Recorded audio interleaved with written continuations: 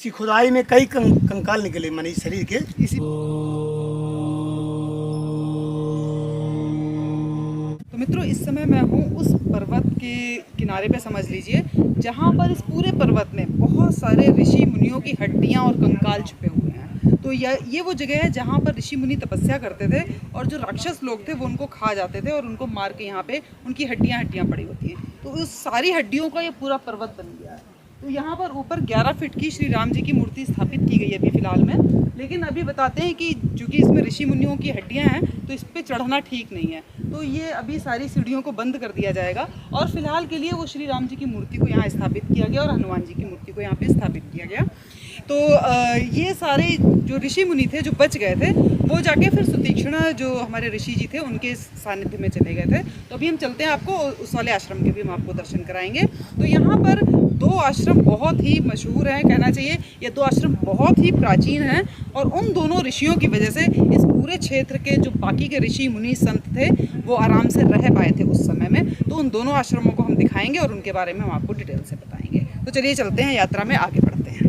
तो चित्रकूट छोड़ने के बाद जब प्रभु श्री राम इस क्षेत्र के लिए आगे बढ़े थे तो सबसे पहले वो पहुंचे थे श्री शरभंग ऋषि जी के आश्रम में या सरभंगा ऋषि जी के आश्रम में। तो ये शरभंग ऋषि जी को पहले से ही अपने योग बल से ज्ञात था कि श्री राम जी उनको दर्शन देने यहाँ पर अवश्य आएंगे। लेकिन जब राम जी यहाँ पर आ रहे थे तो रास्ते में विराध नामक राक्षस ने श्री राम का रास्ता रोक लिया था, जिससे उनको यहाँ पर आने में थोड़ी सी देर हो गई थी।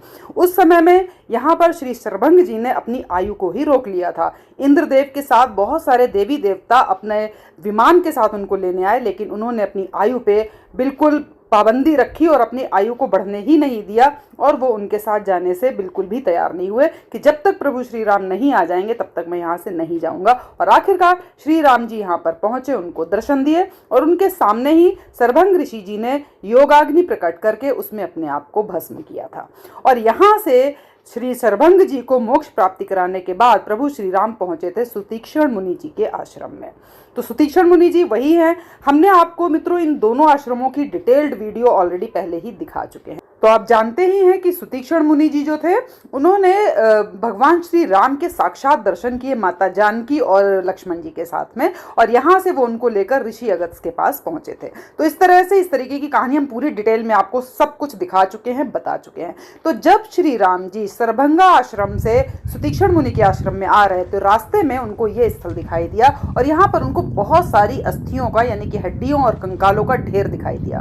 तो जब उन्होंने ऋषि मुनियों से पूछा कि ये सब क्या है तो उन्होंने बताया कि यहाँ पर राक्षसों ने ये विनाश किया है। तो यहाँ पर खड़े होकर श्री राम ने प्रतिज्ञा ली थी कि वे समस्त राक्षसों का वध करके पृथ्वी को और इस स्थान को राक्षसों से विहीन कर देंगे। 3 महीना पहले यहाँ शिव पुराण हुआ था, लगा था। अच्छा। तो हमारी नवरात्रि में। अच्छा। यही समूह में वही हमारा मंदिर बनाया था सब चीज़।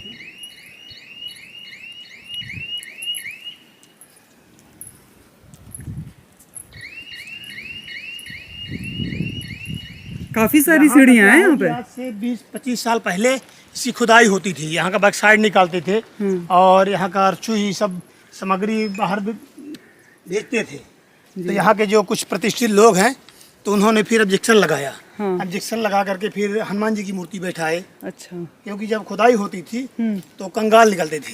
अच्छा। पहले तो प्रमाण कि नहीं होगा, लेकिन रामायण में वर्णित है कि सरभंगा के बाद जो पहाड़ पड़ता आज समूह है, इसके बाद सुतीक्ष्ण मुनिधर है।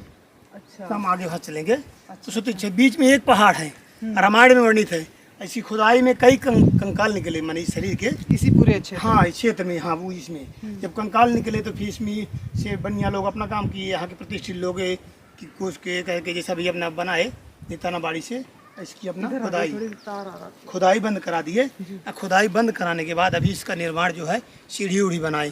तो सीढ़ी जो बना रहे हैं तो ऊपर, क्योंकि संतों की हड्डी है, संतों को राम जी ऊपर बैठा दी, सब लोग दर्शन करने जाते हैं। और संतों की हड्डी में फिर उनके ऊपर नहीं जाना चाहिए। इसलिए राम जी की मूर्ति जो है तो यहाँ बैठाए, इसीलिए इसके लिए 22 तारीख को सब संत लोग आ रहे हैं। तो एक बात बताइए, इसके नीचे सारे संतों की हड्डियाँ हैं इस पर्वत के अंदर, जैसे आप बता रहे हो ना, हजारों करोड़ों संतों की करोड़ों पहाड़ है। हाँ, और ये उस हड्डियों से पूरा पहाड़ी बन गया पहाड़। तो फिर अगर हमें इस पे चढ़ना नहीं चाहिए तो फिर सीढ़ियाँ बनवाई क्यों है? नहीं, यहाँ के नेता नवाड़ी थोड़ा सा पॉलिटिक्स के लिए, इसीलिए महाराज सभी संत आ रहे हैं। ये तो नेताओं का काम है कि कर दिए। तो महाराज जी का यही कहना है कि ये क्षेत्र में यहाँ मंदिर बन जाए, यहाँ राम जी कहीं मूर्ति अलग बैठ जाए, साइड में बन जाए। लग जाए अलग, और तो ये वहाँ से सीढ़ियाँ लोग- बंद कर देनी बस सीढ़ियाँ बंद हो जाए, टूट टाट जाएगी, ऊपर जैसे कामतानाथ जी में है, तो ऊपर चढ़ना उचित नहीं है क्योंकि संतों का हड्डी है। तो मित्रों, जैसे कि पंडित जी ने बताया कि ये जो सीढ़ियाँ आपको दिखाई दे रही हैं, ये सारी सीढ़ियाँ पहाड़ के ऊपर तक जाती हैं। ये जगह वो पूरा पर्वत है समझिए, इसके अंदर हमारे बहुत सारे ऋषि मुनियों की हड्डियाँ हैं, तो इसलिए इस पे चढ़ना हमें उचित भी नहीं लगता। और यहाँ पे उनको रामचंद्र जी का मंदिर यहाँ पे बनवा दिया गया, तो हम आपको दर्शन यहाँ पे कराते हैं। ऊपर ना चढ़ के हम आपको राम जी के दर्शन इधर कराते हैं। ऊपर भी 11 फुट की मूर्ति बैठी है जी, ये आग्रह है कि नीचे रह जाए। 11 फुट की मूर्ति ऊपर ऑलरेडी है, अभी हम विराजमान इसको नीचे लाएंगे। हाँ, उस अभी साल भर पहले ही विराजमान है। ये तो बहुत पुरानी मूर्ति है। जय श्री ये राम लक्ष्मण जानकी हैं। जय श्री। वहाँ पर अस्थि समूह पर्वत सिद्धा, हाँ, है ना? अस्थियों का समूह है इस पर्वत के पे। समूह और वहाँ चरण भगवान की चरण पादुका है। अच्छा, हाँ हम इस साइड से करवा सकते हैं जी, बस यहाँ से वहाँ दर्शन होते रहेंगे, बस दूर पास से से नहीं आते, यहाँ मंदिर दूर से दिखता रहेगा। जी। बिल्कुल बिल्कुल। हाँ ऊपर वाला उसकी बंद कराने के देखिए आप राम जी चाहें तो होगा।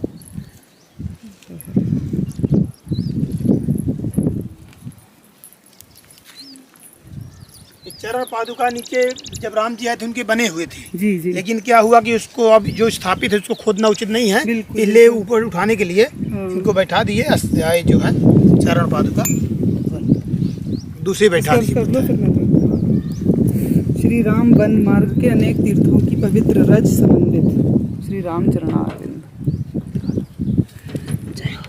एकदम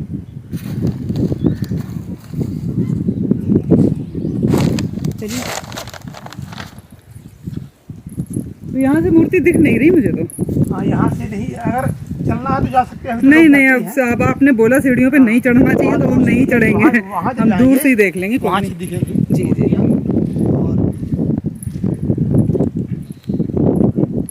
ये वाले पत्थर बहुत पैर में चुभने वाले हैं ना, जी, जी, जी। बहुत ज़्यादा चुभने वाले हैं।